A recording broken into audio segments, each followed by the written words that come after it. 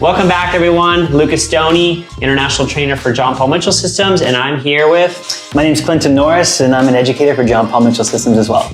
Today, we are talking about haircuts. I think that in our world as hairdressers, there is this continuous debate on what's the right tool. You know, I think that our industry is slightly divided. We have the razor hair cutters over here and the scissor hair cutters over here and the people that use flat irons over here and people that love round brushes over here, and whatever the case may be. Yeah. Today we're talking specifically hair cutting and why you would choose a certain tool for a certain end result. And we were lucky enough to create a couple of looks today. Our goal was to create two similar looks as far as haircuts go, same sectioning and same end result goal, but get there with different tools. Clinton, tell me about what we had going on today. So I think it's so interesting seeing two different things, but they were created two different ways. You have this complete, continuous common thread through both of them, but there was like a difference between both of them. There was a different feel. There was a different purpose behind both of those things. So what we wanted to do was take a stronger tool, create a strong, checkable end result. And then we wanted to create something with a little more feel to it, something that you could actually glide through, create some freedom internally within the shape of the haircut. We decided to be as strict as possible with our thought process. Sectioning, we thought at every piece of the haircut. And we wanted to create something that was useful. We wanted you guys to see something that you guys could watch, take you right behind the chair and start making more money or giving you more versatility in the things that you do. And I know that with our examples and what we worked on today, I chose to cut my haircut with a razor. You chose to cut yours with a scissor. Why do you feel like you have a stronger relationship with a pair of scissors versus a razor? I think one of the things, again, like you talked about earlier, when I first went to hair school, it was frowned upon to use anything besides a scissor. I think we got clipped. Purists. Oh yeah, you could travel the world with scissors and a comb. You know what I mean? And that's still possible. It's totally true. I mean, I do it. You know what I mean? I don't have any other tools. There's a previous video that we made about what's in our bag, and if you watch that, there's not a razor in my bag. There's two in mine. None in yours. And it's not that I don't love that tool. Looking back, hindsight's 2020. Looking back on my experience, I'm super grateful because someone pushed me to the limits of what was comfortable. I remember being frustrated and I didn't have the ability to control it. And the reason I think that I was frustrated is because a scissor creates such a strong end result. If it's off, it's off. And there's no if two didn't go to one, you saw it. When you blow dried it, it was there, and then you had to fix it somehow. So if everything didn't line up, you knew it. So I think I was frustrated at the beginning, but I was so glad that someone pushed me there because I think it's really easy, learning from you and watching you cut with a razor. I think I have, somewhat of an advantage because I was you have an advantage. You have an advantage because you were focused on a scissor in school. So that transition was a lot easier. Now I think if you were to use a razor and then try to go to a scissor, I think that would be really difficult. It's always easier to throw a different tool on top of using a scissor. All right, what's up guys? Welcome to our haircut here. Now as we get into this, I'm gonna separate this into these 4 bigger segments.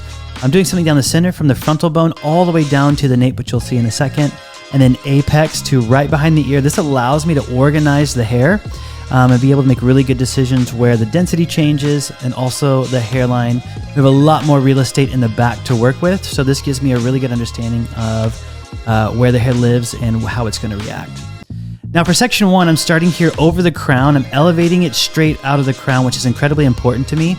I don't want this to have any kind of weight line in it. I want this to be seamless, shaggy, soft, movable, adaptable. And I work to my second knuckle, not for control, but just because the bone structure is changing. So in addition to control, it also allows me to work in really small adjustable pieces so I can actually follow the bone structure. And as I get down, I am walking this a little bit lower. So I'm now using the bone structure as reference, 90 from the apex, 90 from the crown. This is about 90 from the low crown or high occipital. And then my last section down here, I'm gonna take from the bottom hairline. I really wanna make sure I scoop all of this up and I don't have anything left because later on, it is going to affect the overall end result because I haven't cut an outline on this shape yet.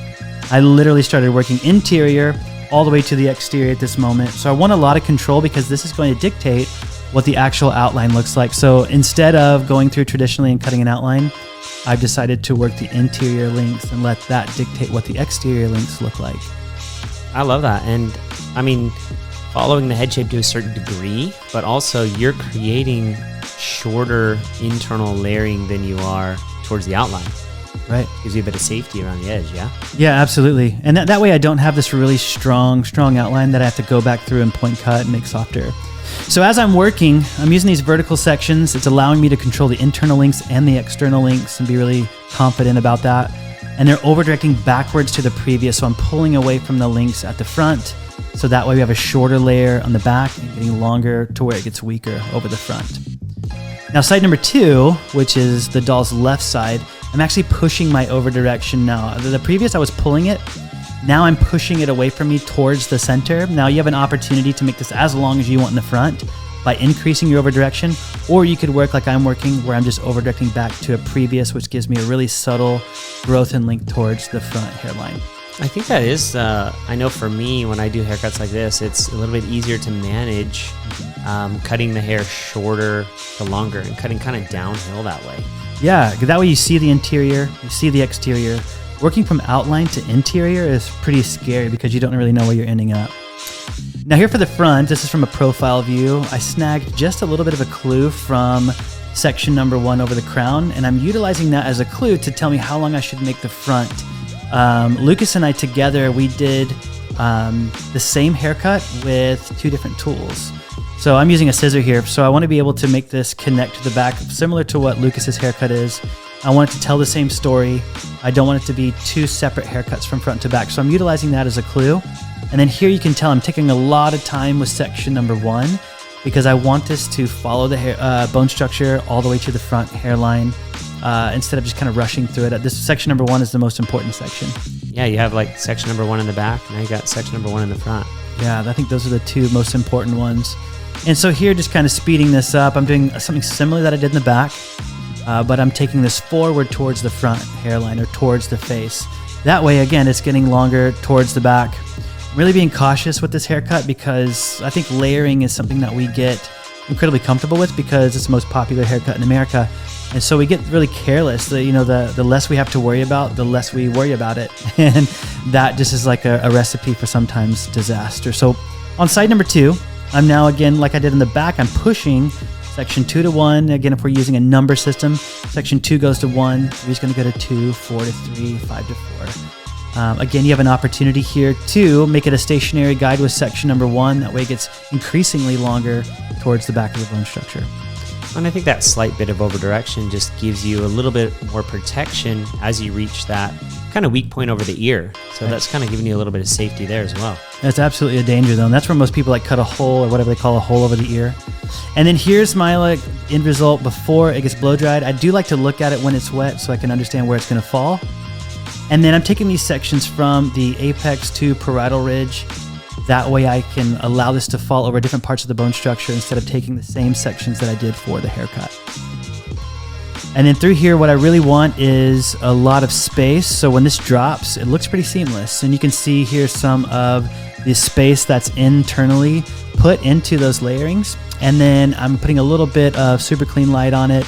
That way it gives a little bit of texture, some movement, and you can see all the work that I did instead of it being completely ironed straight. And then we'll do a little bit of an end result here for you.